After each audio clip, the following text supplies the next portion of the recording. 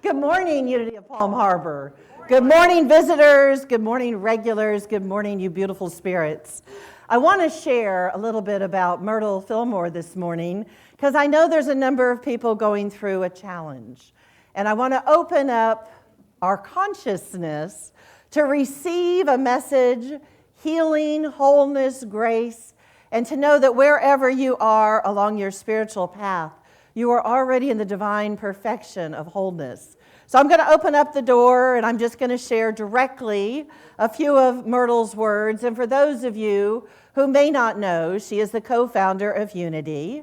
And at one point in her life, there was a dis-ease similar to tuberculosis. And at that day and time, there was no cure, there was no penicillin.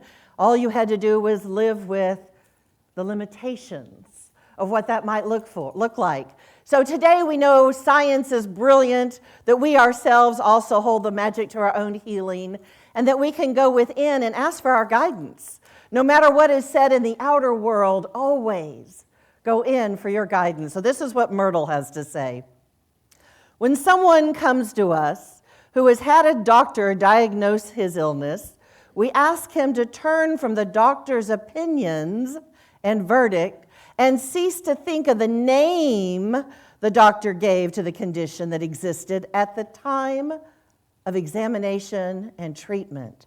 For myself, I had a diagnosis of breast cancer once upon a time, and instead of living in the drama and asking all of my friends what their experience was, I went inside to get my own internal guidance.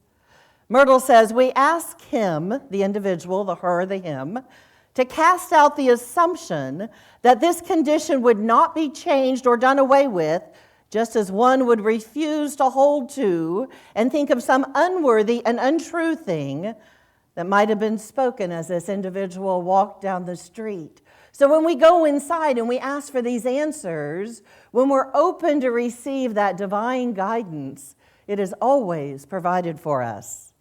Myrtle says, at once begin to rejoice that you are the offspring of God, that the life and the substance of your body and the perfect pattern of that life and body are gifts of God, gifts that are in reality inseparable from the own being of God, the very essence of God life, God substance, and God intelligence. It is God's plan to have the creation picture forth, expressing God's ideas and qualities and very being. It is our purpose in being here to become conscious of and to express in our lives the true pattern, the truth of who we are. God in the midst of us is mighty. Now remember, this is Myrtle. This is early 1900s, so we're going to have a little about that going on. God in the midst of us is mighty, and when we look toward God in faith, God binds us up, harmonizes, and strengthens whatever places need to be adjusted and restored. So I'm going to invite you to close those outer eyes, if you will, and hear this prayer that I share with Myrtle. God, the Holy One in the midst of us, you are that infinite power in the universe, the Creator, the ability to renew and make whole manifest that which is within each one of us. We come to you in faith, recognizing, understanding that you are in and through and all about us, cooperating with and restoring the principle of our very being, knowing and affirming God's work of restoration that never ceases in the activity of us. We know and receive the power of restoring harmony, strength, life, in wholeness in our very being as divine creations. Let us pour out upon our organisms and receive blessings of praise for the good work being done now in establishing our own wholeness, recognizing that we can be none other than that beautiful, infinite creation of spirit. Let us think of ourselves as already manifesting perfection in mind, soul, and body, and give thanks for that divine order that is now established. We declare this to be the truth of our being, that divine wisdom, that divine intelligence, that divine creation that already is. We claim it for ourselves in gratitude. Thank you, God. Thank you, Spirit. And so it is. Amen.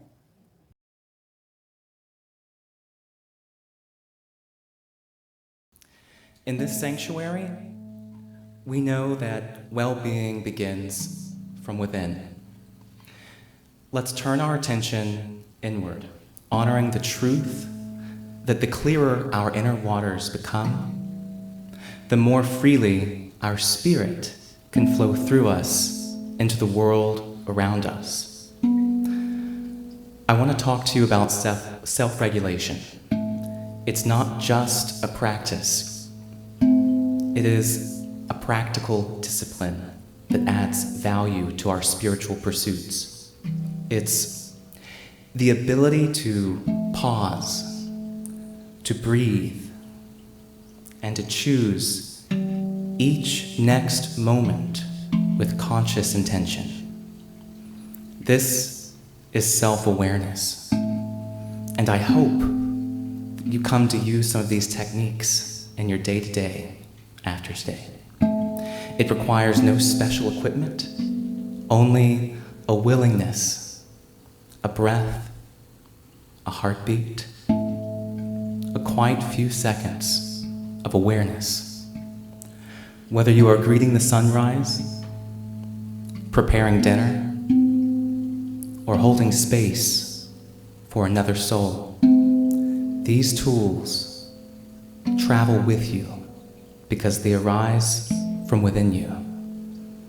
So I want you all to take this moment, not for any role or title, but simply for you. The radiant expression of the divine that you all are. So let's reset together. I want you to find a more comfortable position where you are. Maybe your feet are grounded, spine gently uplifted, eyes at a soft gaze or closed. I want you to soften your shoulders away from your ears. And during the next few moments, we're all going to practice one simple skill: self-regulation. So with me, meet every moment with clarity in affirmative prayer, or in conversation, or in the silence of your own soul. Take a slow breath and gently scan your body right now with me.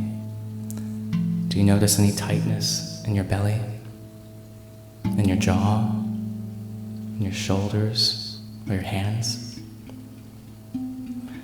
Rather than labeling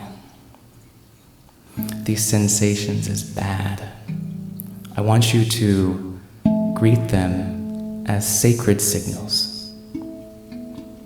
See, Spirit's invitation is for you to tune into these, not to push them away. Transformation begins with how we interpret these signals. I want you to silently repeat these sequences to yourself. The first one being stop, then breathe. Next is reflect, and then choose. When we think about stopping, we pause that mental scrolling. We grant ourselves permission to release the idea of busyness, and we rest in gratitude for what has already gone well today, maybe this week, or even this month or year. Next is the breath. And I want you to practice something that's super easy. It's called the 4-7-8 rhythm. As you inhale through your nose for 4, 3, 2, 1, you'll hold 2, 3, 4, 5, 6, 7, and exhale through the mouth. 7, 6, 5, 4, 3, 2, 1. And I invite you to repeat that through the remainder of this meditation.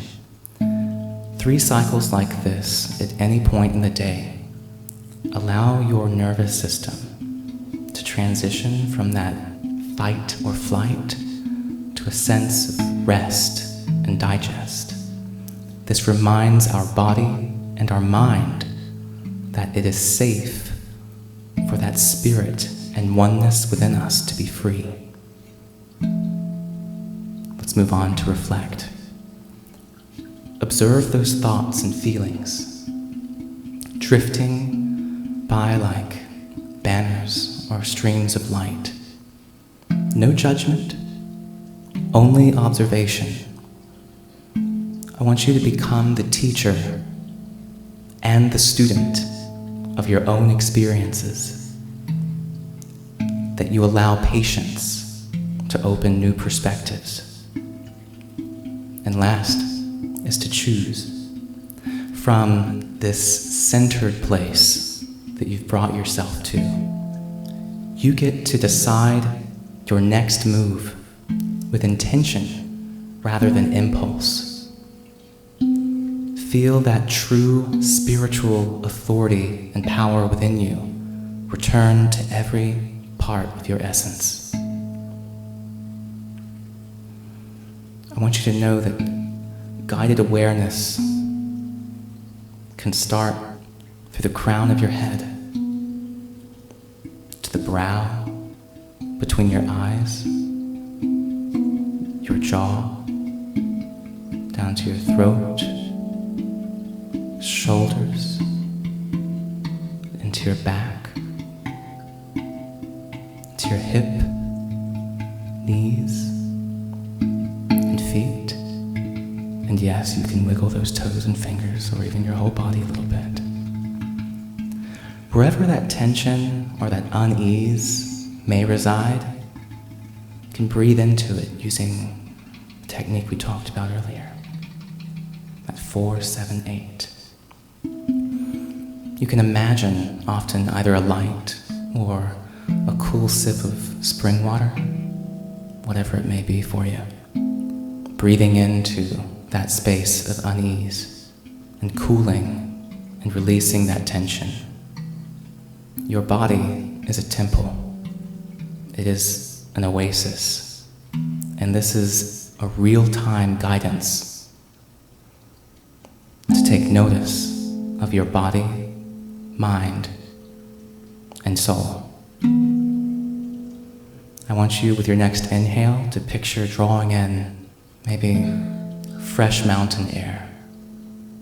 And with the exhale, I want you to release the aspects of your life that no longer serve you. This does take time. Let's identify some emotion within you right now. Give it a story, give it a name. Maybe it's, I'm content. And you can replace it with something steadier, like, I'm grateful for my experience as it's always getting better. Maybe you're thinking, I keep replaying this moment over and over again. You can replace that with, I have navigated these challenges before, and I feel empowered to do it again. More than anything, I want you to know that as you practice practical techniques like this, you truly are recreating these neural pathways that repattern your mind and body towards greater levels of peace for your spirit to feel present and self-aware. You are, in many senses, allowing yourself to walk through your own life journey with confidence.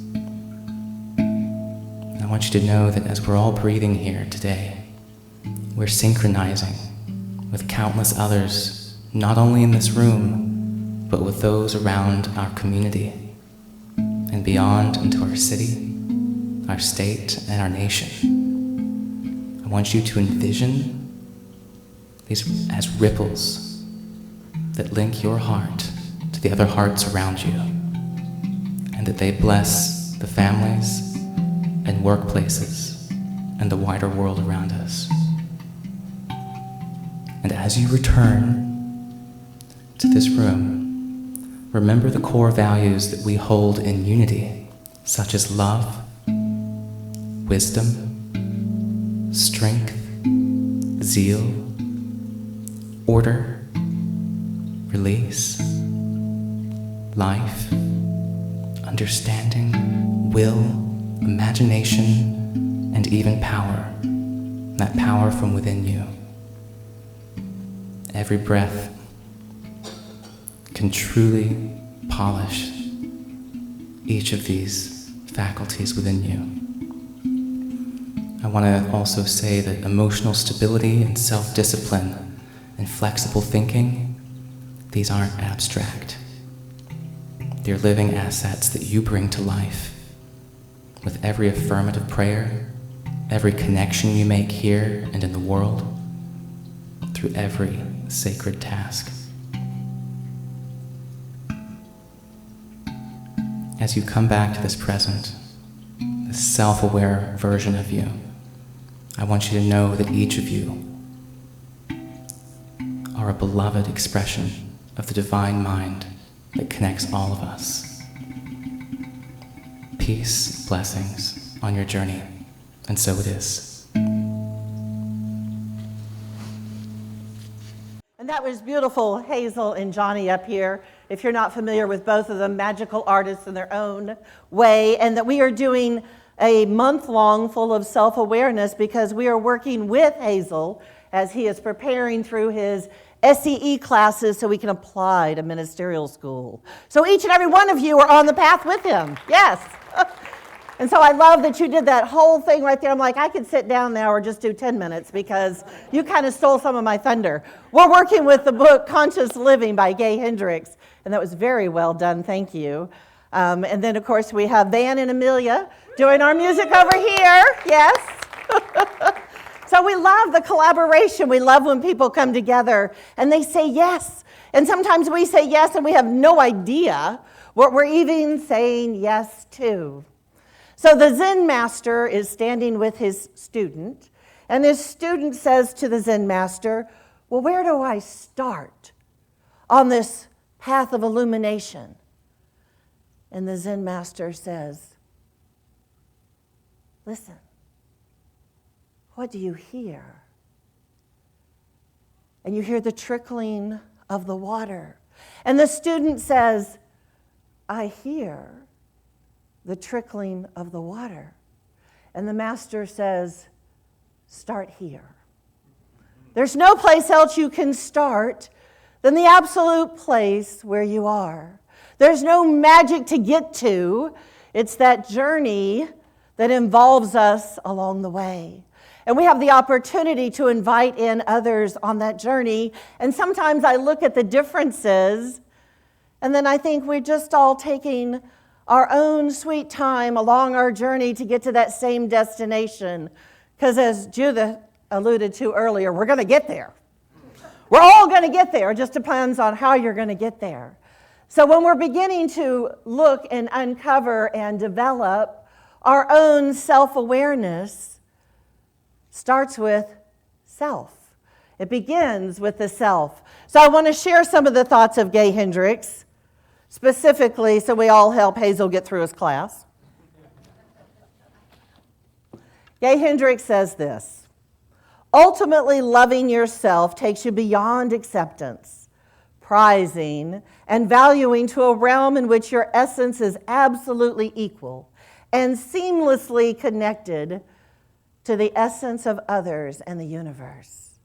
So sometimes we feel like we're an island unto ourselves. We might feel alone or that no one's listening or where is our value in the world. And yet deep down, each and every one of us is connected. And so wherever our journey takes us, I love to think of these thoughts as terms of, if I heal one, open the door for one, then we heal collectively in the consciousness for many. We open the door for many, even when they're outlandish ideals, even when we ask questions, which I really encourage us to do. Don't blindly accept what the world is telling you, even in matters of health. Listen. Follow your guidance. Today I've heard that in the music. We heard it in what Hazel said to us. You're going to hear it through me again. Listen for that guidance. And sometimes, as you remember last week when we did our little birdie chasing down, trying to find her mama, at the same time, sometimes no guidance is the guidance. Don't rush the process.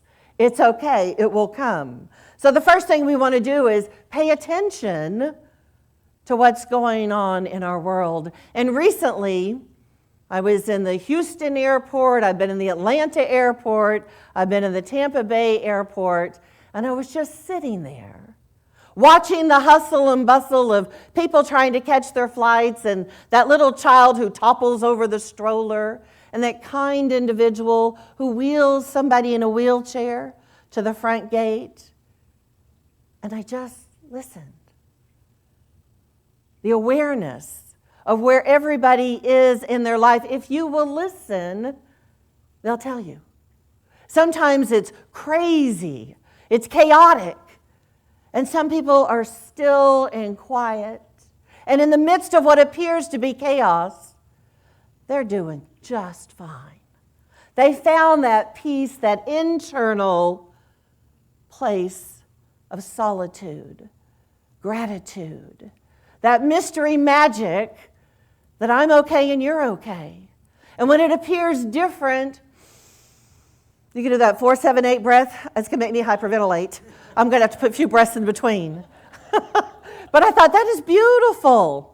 I truly, a number of years ago, was at my internist, and she came in so excited, and she went, I learned this new thing in California. Ooh, California, you know it's got to be good. She goes, I learned this thing called breath work and meditation. I thought, honey, you about 50 years behind the times. But I'm glad that she's bringing that to the medical profession. There is so much more in the world than what is presented in front of us. So we want to pay attention. Pay attention to the people in your arena. They will tell you exactly who they are if you but pay attention. So our invitation is always to listen in a very simple childhood manner. Why do we have one mouth and two ears? Just to remind us to pay attention. So I want to bring you just the facts. And I did this a couple of years ago in Atlanta before I became the senior minister here. It's a class truly on self-awareness. And the facts, facing, accepting, choosing, taking action. And when I did this presentation, I thought, what represents the facts? Do y'all remember Columbo? For those of you who at least had fun in the 70s and 80s. And then do you remember like the little magnifying glass? There's a cartoon. He's a little short character, and he always had a magnifying glass trying to figure things out. I don't know, is that Inspector Gadget? Help me, who does cartoons? I don't know. But the idea I thought about is when we are looking for the facts, when we are studying, when we are absorbing, when we are aware of something more than ourselves, let's start with the facts. And the facts, according to Gay Hendricks, are these. Facing. F. We are either ready or not to face something, or we avoid facing it. So we're either ready or not for something coming at us, for us, to us. And then based on our belief system, are we open and accepting and curious and wondering, or do we close right down? And if we close down, we're not open to seeing things in a new light, in a new way. And you might miss something fabulous. Because the way you've always done it, there might be another way, a new thought, an evolution, not only of our soul, but our mindset, for us to go to that next conscious dimension, to open our minds. So there's a feeling that comes along with these things that come at us, to us, and we may feel not for us. But often there's a feeling, and maybe it's a tightness in the belly. Maybe there's an embarrassment or a shame or a misunderstanding around it. And the invitation, like Hazel said, is not to blindly turn away from it, but to look at what that is.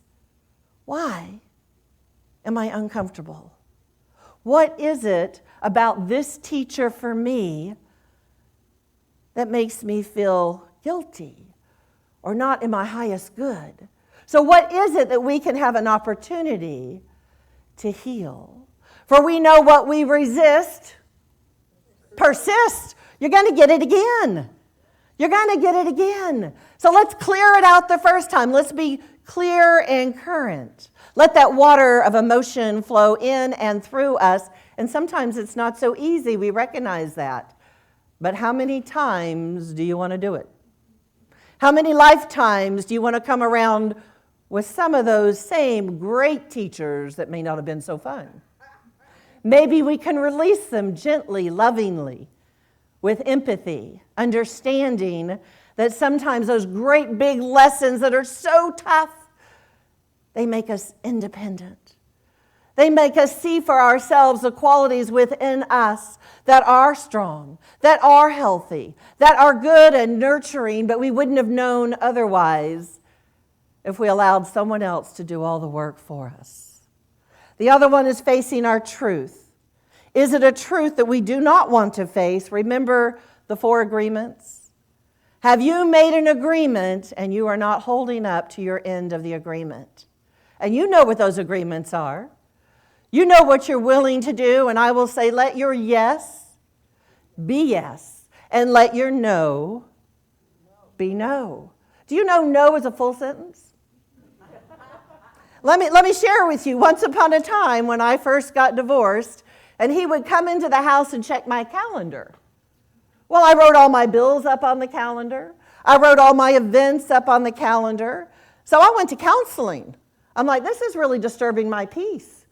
And she said, why do you think you have to explain your life to someone who does not have the privilege to be in that inner circle? Wow. Your no can be a full sentence. It's like, wow. We learn and we learn and we learn again. There's a beautiful new series, Love on the Spectrum. Are y'all familiar with it? These are young individuals, 20s and 30s, and they're on the spectrum of autism at some point. And what I find really beautiful about this series, because of their different ability, they don't filter what they're thinking. So when someone comes to the table and I'm not interested, they just say, I'm not interested. This doesn't work for me.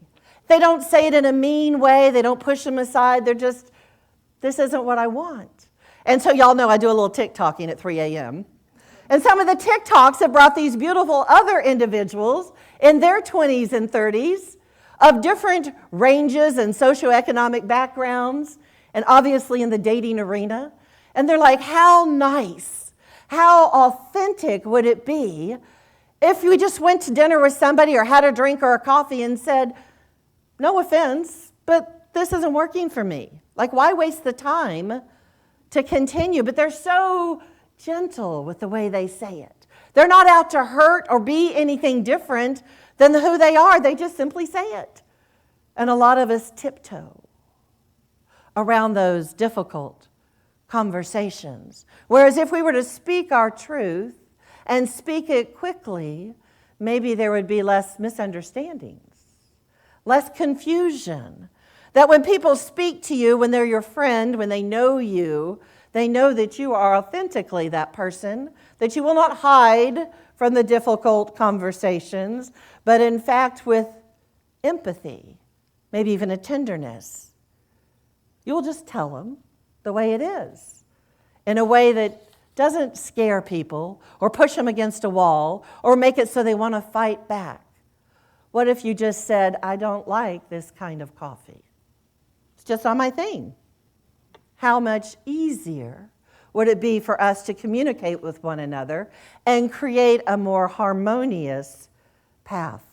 In psychology, harmony refers to a positive state of inner peace, calmness, balance, as well as feeling of being tuned into the world. If you didn't live a facade, if you took the mask off, if you were just authentically who you are without a filter, think about that. how would the world feel? Not said it with cruel words or mean intentions, but just state who you are. So accepting, Gay Hendricks says, facing is seeing reality, accepting is harmonizing with it. So see reality, accepting is harmonizing with it. Again, your feelings are valid, and we have opportunities when our circle of friends change. We move away, we start over, we change things about our lives that not everybody is in agreement with, yet we stay true to who we are. You might find sometimes that is uncomfortable, but we worry so much about things that are not in our control. And so much of what we worry about never even happens. But we're prepared for it, almost like we're setting ourselves up for it. So what could it feel like to let some of that pressure go? When we begin to accept all of who we are, we will begin to harmonize within ourselves. As we are discovering the facts, we're going to look at C, choosing and commitment. And Gay Hendricks says 99% commitment is not possible. We're either in or we're out. So 99% is not a commitment. Why? Because you have 1% still out the door. Where is the integrity within you to make your commitments and hold them true? I love the next one, take action. It's like our fifth principle in unity. Facts, T, take action. The action step is everything. Up to now, you have thought about it, analyzed it, reflected upon it. But be like the old Nike commercial. Just do it. Just do it. We're going to make mistakes. We can modify. We can change. We can go back to the drawing board. We can accept input. We can go inside ourselves and say, is this who I am today? I am very aware of my own feelings and where they come from. Is this who I want to be going forward? You take the actions. John Maxwell, one of my favorite teachers of ministers, says, he who thinks he leads but has no followers is only taking a walk. Is that not true? The very essence of leadership is leading. And sometimes we don't get it right either. But we go back to the drawing board and we lead again. We bring new ideas forth. We encourage ideas to come forth. I do love John Maxwell. Gay Hendricks saw a sign on the walls of a monastery and it said this: there are fools who dance and fools who watch the dance. If I must be a fool, let me be a dancing fool. So I want to play a game with you. Hazel did an aspect of it, but I want to take you a little bit deeper. And this is called the reflection game. So if you want to play with me, I'm going to invite you to close those outer eyes and take a deep breath in. Doesn't have to be 4, 7, 8, just one deep breath in. And I want you in your imagination, what challenge is before you? Something that disturbs your peace. Imagine in your mind's eye that you can cup your hands literally and physically together right now. Cup your palm of your hands together. And whatever that challenge is fits in the palm of your hands. Can you see it? Maybe it's an orb of different colors or facets. Maybe you see the dimensions of whatever this challenge is before you. Examine it. Don't shy away from it. Don't run away from it. Just imagine whatever this is for you is exactly meant to be for you. Now I invite you to take one of those two hands and put it over your heart space as you continue to cradle that challenge in your hands. Feel the radiating love within your heart. Travel down through your arms and into that orb, that dimension, that challenge, whatever that is in front of you that is uncomfortable, that maybe you want to run away from. I want you to feel that energy of God love, God intelligence and creativity is in the midst of your hands surrounding this challenge, connecting you from the heart to this challenge, for it is for your highest good, even if you cannot see it now. So I invite you once again to put the two hands together, lift that challenge up into the air, and release it as if it's butterflies. Simply gone. Simply gone.